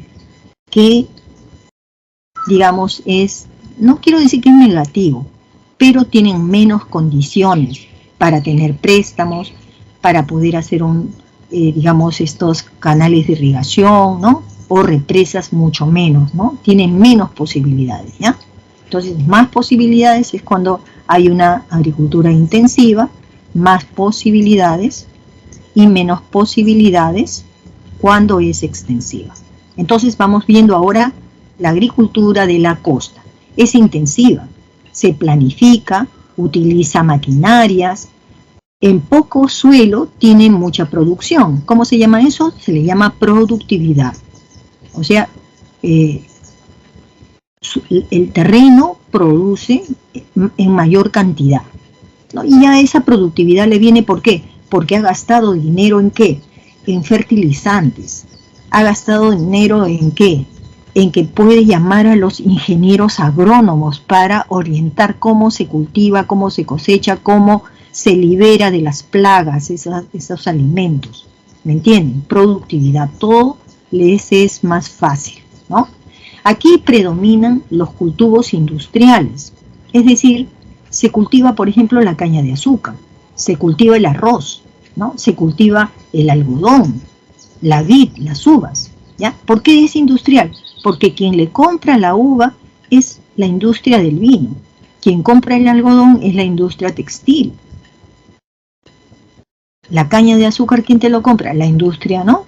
La industria del azúcar, para hacer azúcar refinada, azúcar rubia. Entonces, el dinero que toman de estas industrias, porque están dando estos productos como la materia prima para que su industria pueda producir. Entonces salen ganando, ¿no? Utilizan reservorios. ¿Cuánto les habrá costado hacer un reservorio?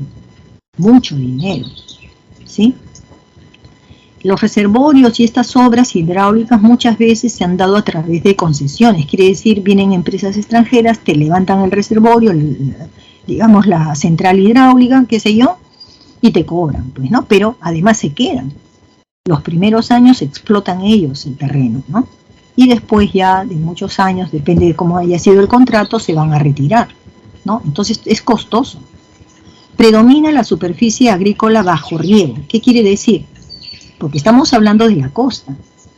Ustedes saben que en la costa no llueve, por lo tanto, ¿no? Estos son áreas de cultivo que tienen que ser ¿qué? Regadas, ¿no? Y para regar, entonces emplean estas maquinarias. Por ejemplo, este sistema de chorros que sale por aquí es por aspersión. ¿Cuántas personas necesitaríamos con una manguera para regar todo este terreno? Imagínense aquí cuántos chorros hay. 1, 2, 3, 4, 5, 6, 7, como 7, ¿no? Como 7 mangueras para regar. Pero en cambio en este sistema todo se riega a la par. Y inclusive tenemos esta técnica de acá. Esta de acá es por aspersión. Se echa así, de esa manera, el agua. Esta de aquí, al parecer, es por goteo. ¿Ven ustedes estas tuberías? Bueno, esas tuberías tienen huequecitos acá, así que gotita a gotita, este suelo se va humedeciendo. Sigue pasando el agua y gotita a gotita por aquí se va regando, en pocas cantidades de agua, se va a ir regando estas plantitas. Por goteo se llama, ¿no? También sabemos entonces que genera divisas, eso es por la venta a la industria, está expuesta a la desertificación, esa sería la amenaza, ¿no?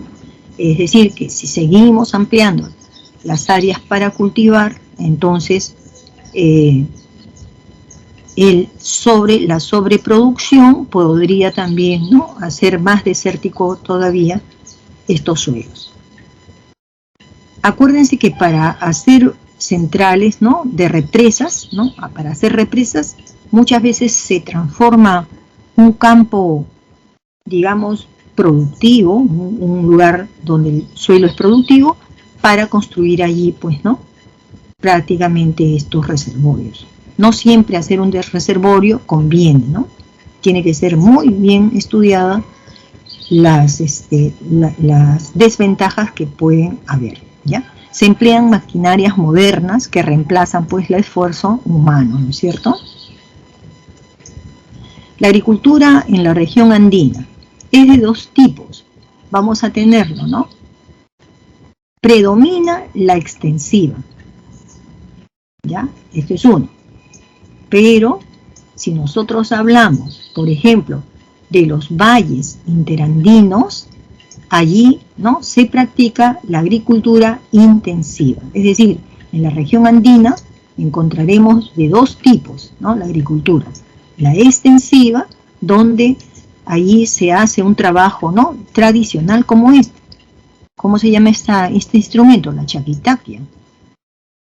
Y aquí trabajan hombres y mujeres, porque el trabajo es comunitario. ¿Se dan cuenta? ¿Ya? Cuentan con un escaso, cuando estamos hablando de la agricultura extensiva, escaso apoyo financiero. ¿Correcto? ¿Por qué? Porque sus hectáreas son pequeñas, ¿no? De 1 a 5, ¿no?, hectáreas. ¿De qué se valen ellos para poder, digamos, hacer crecer, ¿no?, sus semillas?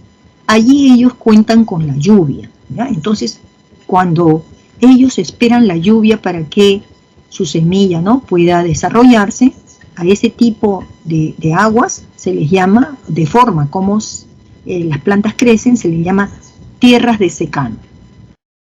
Tierras de secano. Entonces, aquí, en la región andina, hay un 62% de tierras que sobreviven gracias a la lluvia. Y de regadío se riega, se lleva el agua de los ríos a los campos de cultivo, el 38%. En los valles interandinos no se olviden que aquí son pueblos que quedan a 2.500, ¿no?, a 2.800 metros sobre el nivel del mar. Son los mejores lugares en cuanto se refiere al clima, ¿no? Entonces ahí se desarrolla una agricultura intensiva, donde predomina fundamentalmente el cultivo de la papa, del maíz, de las cebollas, etc. ¿A qué se enfrentan, digamos, los campesinos que cultivan región andina. Ellos deben enfrentar veranos en los cuales no llueve. Debería llover y no llueve. ¿Cómo se llama ese fenómeno? Se le llama sequías. Eso es en el verano. Y durante el invierno, los agricultores también pueden ser amenazados por las llamadas heladas, ¿no? Y las peores son las heladas negras, porque acaban con el cultivo aun cuando se haya desarrollado. Las heladas negras finalmente las queman y se echa a perder el cultivo. Bien, entonces no se olviden la tradicional, aquí lo tenemos usando instrumentos como la chaquitaglia, se sigue usando el buey para arar la tierra y como tecnología se sigue utilizando los andenes, que fueron ya utilizados desde tiempos incaicos. ¿Se dan cuenta? En cambio, en los valles interandinos tenemos, ¿no?, campos donde se va utilizando, ya no un buey, ya se tiene dos, y tenemos valles. Eso es lo importante, ¿no? ¿Dónde está mi puntito? Ah, estoy bien lejos. Por ejemplo, en este fondo, he perdido mi puntito, acá está, ya. Miren ustedes, están en un valle, lugar especial para poder, ¿no?, desarrollar la agricultura. Ahora vamos a irnos hacia la Amazonía. Tenemos la selva alta y la selva baja. En la selva alta se practica una agricultura intensiva. En la alta, En la alta. ¿Por qué? Porque nosotros dijimos que aquí en la selva alta existen los llamados valles longitudinales. Es ahí donde se va a cultivar el café, el cacao, el té, la coca, el tabaco, la palma aceitera. De ahí están llegando también las paltas y muchas frutas. Todo esto está sirviendo básicamente de materia prima para la industria. Por ejemplo, la industria del cacao, ¿no?, o del café. Ahora hay marcas muy seleccionadas en las tiendas. Ustedes verán, hay todo un stand ahora de café, ¿no? Antes apenas teníamos una sola marca de café, porque todo lo demás se iba al exterior, ¿no? Pero hoy día me alegra mucho de que hayan aparecido más industrias que compiten entre ellas, son peruanas, y el café cada vez es mucho más agradable, ¿no? Tenemos la selva baja, ¿no? La selva baja predomina más bien una agricultura extensiva. ¿Debido a qué? Que en la selva baja nosotros vamos a encontrar muchas tahuampas, es decir, es un suelo pues que está bajo el agua, ¿no?, la mayor parte de la selva. Pero siempre hay algunos, digamos, cultivos que se van a realizar, ¿no? Por ejemplo, tenemos el cultivo del arroz y de la yuca, especialmente en las restingas y los barriales. O sea, comparando la producción de la selva alta y la selva baja, mucho mayor es la selva alta, donde hay mayor cantidad de ciudades de selva alta, ¿no? En la selva baja tenemos pocas ciudades y, bueno, se valen del arroz, de la yuca, que son los alimentos principales, y mucha existencia de palmeras también, ¿no? La ganadería en el Perú. El Perú no es en realidad un país, ¿no?, ganadero como lo es Estados Unidos, como lo es, sin ir muy lejos, Argentina, Uruguay, ¿no?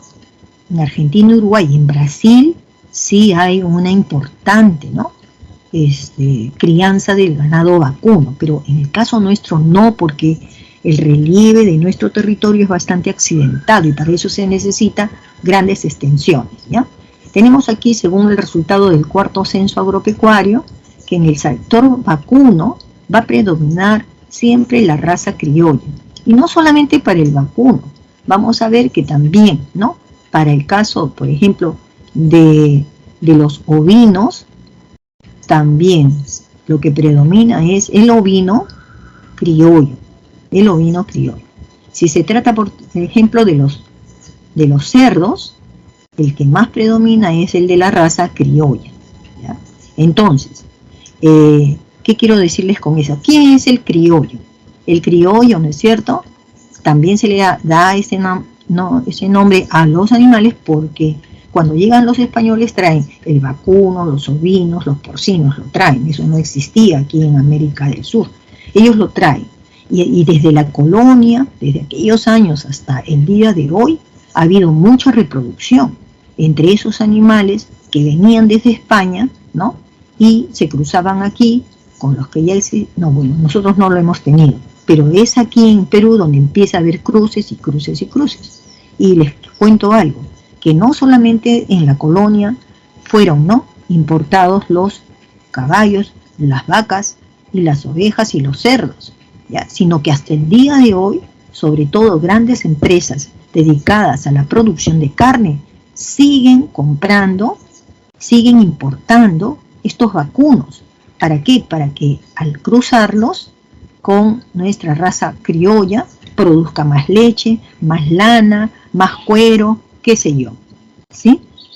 De las aves, con respecto a las aves, ¿no?, o los pollos, ¿no?, estas aves, ya saben, ¿no?, desde que están en un huevito, aquí tenemos el sector avícola, tenemos aquellos que se encargan a partir del huevito tener crías, ¿no?, de pollo sobre todo, ¿no?, de pollitos, ¿no?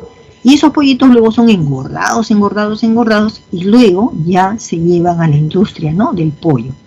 Hay varias industrias y empresas que manejan el tema de la carne de aves, así que el sector avícola predomina fundamentalmente en Lima. El avícola, ¿no? Estos corrales, ustedes saben cómo se está criando ahí las aves y tienen enfermedades que son muy contagiosas para el ser humano, entonces se hacen en los desiertos, bien lejos de la ciudad. La acuicultura viene a ser una actividad en la cual, ¿no?, digamos, se va a cultivar plantas y también animales. Ustedes saben, se preguntarán cómo se cultivan animales. Es decir, se crían animales, pero lo hacen en el mismo ambiente donde esos animales y esas plantas se producen, ¿no? Entonces, por ejemplo, aquí, este es un criadero de truchas. Las truchas son peces, ¿no?, de carne naranja que los tienen en jaulas. Estas son las grandes jaulas. A esta jaula tienen unas redes donde entra el agua, por ejemplo, del lago, entra aquí, pero los peces no pueden salir, ¿no? Son como jaulitas, pero están en la superficie de las aguas de un lago, ¿no? De esa manera, entonces, ellos no desaprovechan, aprovechan la energía que tiene el agua, los nutrientes que tiene el agua, ¿no? Eso es mejor, antes que, digamos, depredar, ¿no?, las truchas y no tenerlas más. En Tumbes tenemos las langostineras. Estos de acá también son como piscinas, ¿no? Entonces ahí tenemos nosotros a las langostas por tamaños, para que unas no se coman a otras tampoco, pues, ¿no? Y luego tenemos aquí en el departamento de San Martín una gran piscinota, piscina grandísima, y dentro de estas piscinas tenemos a un pez que se llama la tilapia, ¿no?, que también ya se está vendiendo aquí en Lima, en el Callao. La tilapia, pescado fino, ¿no?, de carne blanca. Bien, entonces la crianza de tilapia. Todo eso procede de la acuicultura en el Perú y ya hemos mencionado algunos lugares que lo contienen. Por ejemplo, aquí no hemos puesto la del río, me parece que está en la siguiente diapositiva, a ver. No, parece que no, no sé.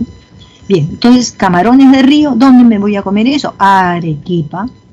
Y si no puedo llegar a Arequipa, puedo llegar a Cañete, ¿no? Porque el río Cañete también tiene camarones.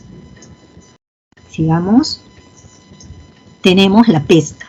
En el Perú tenemos una tradición muy antigua del desarrollo de la pesca, ¿sí? Entonces, tenemos dos tipos, la pesca artesanal y la pesca industrial. La artesanal es la que se va a desarrollar solo hasta la milla número 5, ¿ya? En cambio, la pesca industrial, la embarcación puede navegar hasta las 200 millas, ¿no? Y ya se entiende entonces que en la pesca industrial lo que pescan se va, ¿no?, a vender a la industria pesquera, que la va a transformar en harina y aceite de pescado. En cambio, la pesca artesanal va a capturar estos peces y va a ser el alimento de las familias de los pescadores y lo que sobre lo van a poder vender allí dentro de su distrito. Las embarcaciones del tamaño que tienen pues van a diferir, ¿no? Son más pequeñas a menor escala y muy grandes y sistematizadas en la mayor escala. Es aquí donde vemos los, ¿no?, camarones de ríos. Esto es una pesca continental. Ríos también en el lago Titicaca, por ejemplo la trucha. Este es especialmente el suche. Y en los ríos de la Amazonía hay una gran variedad, donde el paiche es, ¿no?, el pez más consumido y más, ¿no?, también relacionado con la región de la selva. La minería es la actividad más importante que nosotros tenemos debido a que por la venta de nuestros minerales recibimos, ¿no?, divisas. También, igual que la pesca, existe una pequeña minería donde los mineros se encargan de trabajar con piedras. Las piedras, no se olviden, sirven para hacer revestimiento de suelos, ¿no? La mediana minería, aquellos que solamente pueden, ¿no?, capturar o sacar, extraer 5.000 toneladas de minerales al día. La pequeña solamente lo puede hacer hasta 350 toneladas.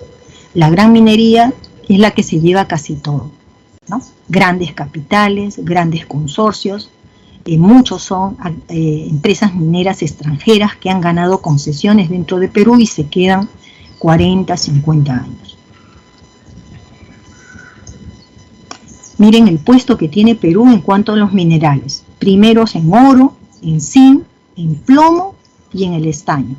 Esto es a nivel de América Latina, pero a nivel del mundo estamos en el segundo lugar en cobre, segundo lugar también en plata, tercer lugar en zinc y en cuarto lugar está el plomo, el estaño y el molibdeno. Entonces, el puesto que ocupa el Perú a nivel mundial con respecto a la minería pues es importantísimo. Este cuadro nos va a servir para identificar que en nuestro país hay muchas unidades mineras, inclusive hay unidades mineras que son polimetálicas, por ejemplo antamina, cobre, antamina, zinc, antamina, plata, y tiene otros.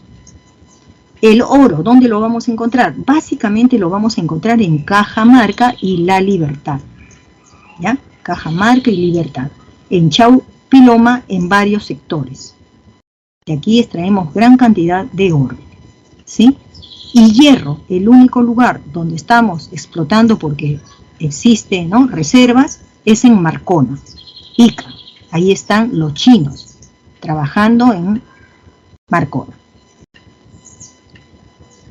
Y la explotación petrolera, tenemos en 3 sitios petróleo, en la costa, en la selva. Profesora, buen día, estamos en receso. Ok, Karina. Chicos, esta parte ya es más conocida por ustedes, el gas natural, ahí prácticamente terminamos, y esta vez sí les voy a dejar la tarea para responder las preguntas de geografía, ¿sí? Están fáciles. Los estoy viendo, cuídense mucho, ¿sí? Y hasta la próxima semana.